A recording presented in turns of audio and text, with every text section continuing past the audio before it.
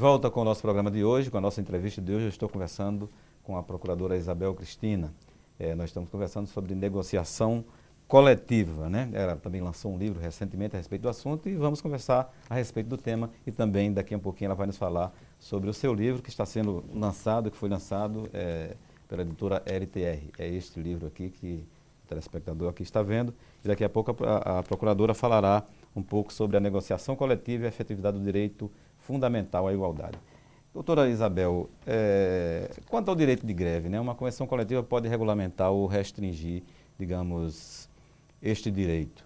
Por exemplo, fixando que enquanto a convenção coletiva estiver vigente, a categoria não pode entrar em greve. Como é que se discute essa questão, digamos, no meio sindical ou como é que uma procuradora entende esse tema, né? Bom, eu acho que essa restrição ao direito de greve, ela não é legal, assim, para vir prevista numa convenção acordo coletivo, porque exatamente é uma restrição a um direito que já está garantido, tanto na Constituição como numa lei ordinária que regula completamente esse direito.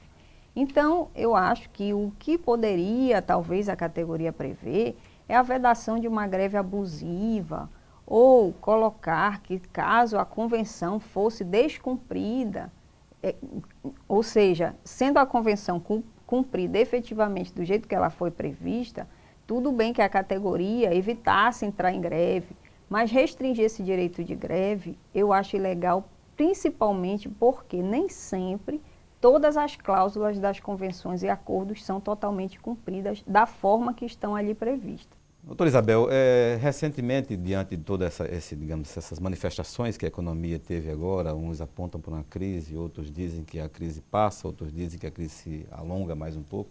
Mas diante desse quadro da economia, para evitar algumas demissões, o governo lançou o programa de proteção ao emprego com algumas particularidades, aí, por intermédio de uma medida provisória. E permite até a redução de salário dos trabalhadores para que esses não venham a perder objetivamente seus empregos em sua totalidade.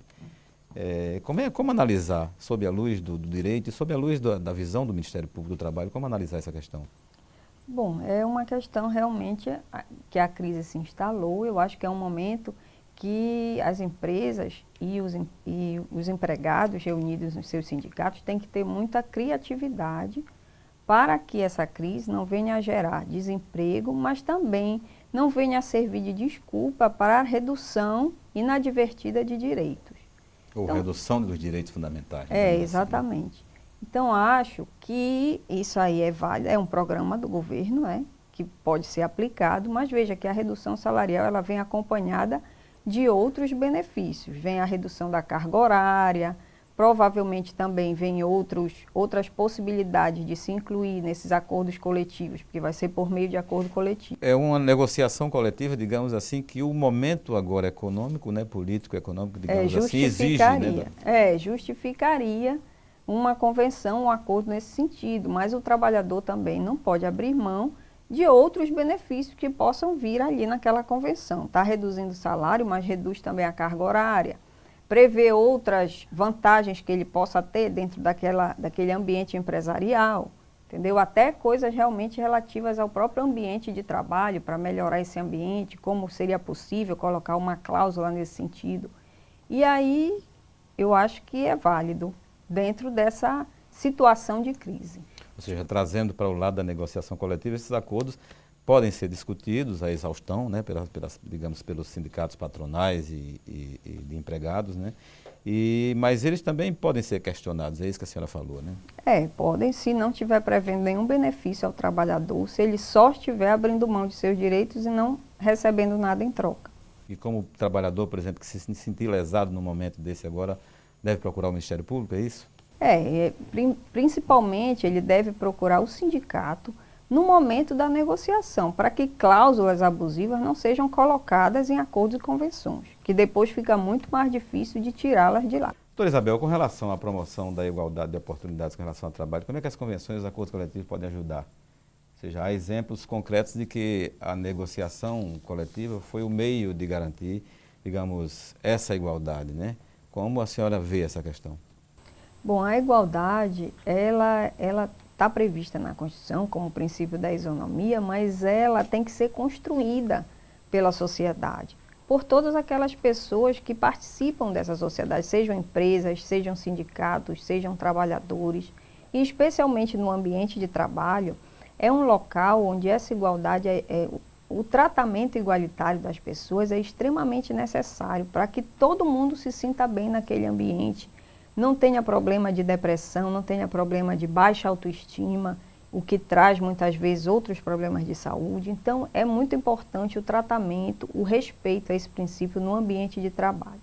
E como construir? Um dos instrumentos que podem construir a igualdade é exatamente a negociação com a convenção e o acordo coletivo, trazendo cláusulas nesse sentido. Cláusulas que combatam situações que já existam dentro do ambiente de trabalho. Por exemplo, se eu estou num ambiente onde não existem pessoas com deficiência trabalhando, por que então não prever uma cláusula que venha a complementar a lei de cotas, que já exige um percentual das empresas, mas podem ser previstas cláusulas que complementem, que prevejam capacitação dessas pessoas com deficiência, que prevejam um horário especial para essas pessoas com deficiência, que prevejam inclusive capacitação do setor de recursos humanos para receber essas pessoas. Enfim, tem que ver toda a demanda da categoria e não só uma demanda econômica, mas também uma demanda por igualdade, por tratamento respeitoso, pelo respeito ao princípio da solidariedade também dentro do ambiente de trabalho. Tudo isso pode ser posto nas convenções e acordos coletivos. Ou seja, os casos de desigualdade praticados no meio ambiente de trabalho, eles têm que ser efetivamente combatidos, né? Tem, inclusive por meio das convenções e acordos, porque muitas vezes o empregado ele está sofrendo aquela discriminação, aquele preconceito no ambiente de trabalho, mas ele nem sabe que ele tem direito a não passar por aquilo. E quando ele vai numa assembleia sindical para discutir a nova convenção, o novo acordo, é o momento, então, daquela situação que está gerando constrangimento vir à tona e ser colocada por meio de uma cláusula, que serve, inclusive, para conscientizar toda a categoria, para que a categoria conheça seus direitos. É o momento também de trazer o texto das convenções internacionais ratificadas pelo Brasil, para que pelo menos um pedaço delas seja posto em cláusulas de convenção, porque muitas vezes o trabalhador não conhece o que está previsto nas convenções e são protocolos que o Brasil assumiu aplicar no seu território. Doutora, mas é exatamente sobre esse tema que o seu livro fala, né? A negociação coletiva e a efetividade do direito fundamental à igualdade, né? É resultado de uma tese sua de mestrado pela Universidade Federal do Rio Grande do Norte. Como é que se deu a construção, digamos assim, desse texto, de todo esse processo, né?